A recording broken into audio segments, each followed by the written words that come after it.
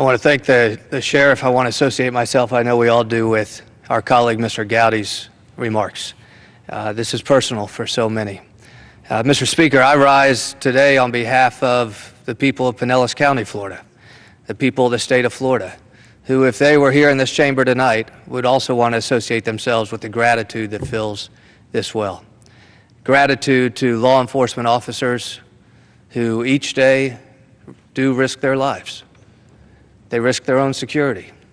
They risk the stability of their family, and at times they risk the security of their children, knowing the risk that is on the line every day.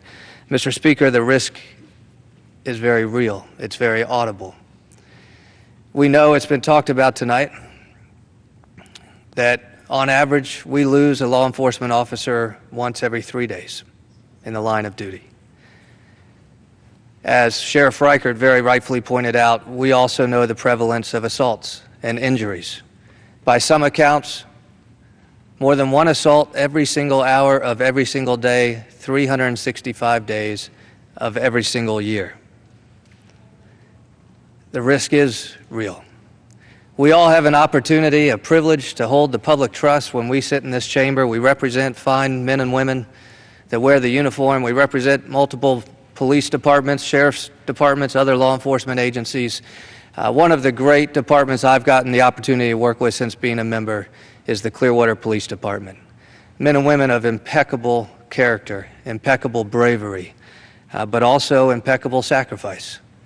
A department that dons the number 4 on their shirts to remember 4 law enforcement officers from their department who paid the ultimate sacrifice. Patrolman Harry Conyers, Ronald Mahoney, John Passer, and Peter Price. So what can this body do in addition to paying tribute on behalf of the people we represent to those who serve in blue, our men and women in law enforcement? Well, we can do what we're doing tonight, but we need to do it every single year. What we need in this town are members of Congress and elected officials who stand with law enforcement. Frankly, Mr. Speaker, I am sick and tired of people in this town who refuse to stand with law enforcement, who take cheap shots questioning the integrity of men and women who put their valor on the line, on display every single day. You want to make America safer? You want to solve civil unrest throughout the country? Let's stand with law enforcement. Let's say, just as you have our back, we have yours. Because the way to solve so many of these issues that we have seen on display on television in the last 2 years is to dispense with the rhetoric, dispense with the vitriol, dispense with the lies and the rumors, and say, you know what, as a body, this Congress, this government is going to stand with our law enforcement officers each and every day. 2 simple measures that I've introduced, and I'm joined by colleagues each who have other measures as well. There are a lot of good measures out there. One we will be highlighting tomorrow in a national press conference called the Thin Blue Line Act. It provides for enhanced penalties for anyone who assaults or takes the life of a police officer. We currently provide those additional protections for someone that attacks a child, an elderly person, a disabled person. I think we should take that model code and apply it to law enforcement officers as well. And very simply say to somebody, if you take the life of a law enforcement officer, be prepared to lose your own.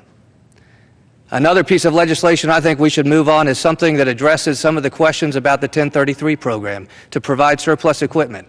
This president has launched a war on local law enforcement by restricting the availability of equipment and technology for local law enforcement agencies. Why don't we trust the leadership and the judgment of our local law enforcement leaders, our chiefs and our sheriffs, to determine what equipment is necessary for their force?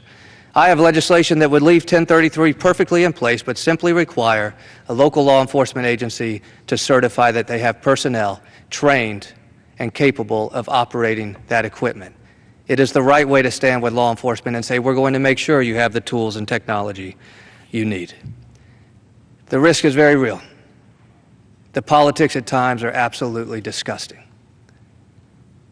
We may never be able to replace the loss of families whose fathers, mothers, brothers, sisters were lost in the line of duty. We may never be able to heal the wounds, but we can honor our law enforcement officers every day. It is what this body is attempting to do tonight. It is the commitment of my colleagues I stand here with to let law enforcement officers around the country know that just as you've got our back, we got yours.